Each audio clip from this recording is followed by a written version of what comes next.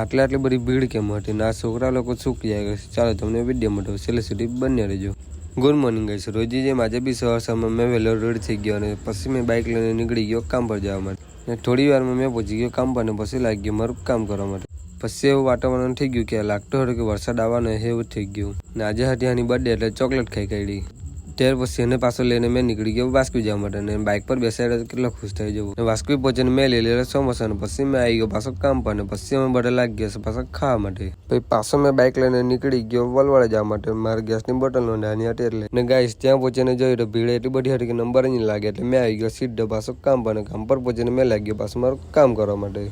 કામ કરતા કરતા મને લાગી ભૂખ એટલે મેં આવી ગયો પાછું જમવા માટે. જમ્યા આવીને મેં બહાર આવ્યો પછી આ લોકો કહેવા લાગી ગયો અમને બી વિડીયો મળે એટલે એ લોકોને વિડીયોમાં લઈ લીધા. આજે તો દોસ્તાર ઊંઘ આવતી હતી ને જો આ શું કર્યા કરે છે. ત્યાર પછી આ મસ્ત સનસેટનો નજારો જોતો જોતો મેં નીકળી ગયો સુગર જવા માટે. પછી ત્યાંથી મસાલા પાઉં લઈને અમે બધા બેસી ગયા પાછા ખાવા માટે. કામ કરતા કરતા રાત થઈ ગઈ એટલે પછી અમે કેન્ડી ખાઈને દિવસ કમ્પ્લીટ કર્યો. તો ગાઈસ આજે માટે આટલું જ મળીએ કે પાછું બીજા નવા વ્લોગમાં.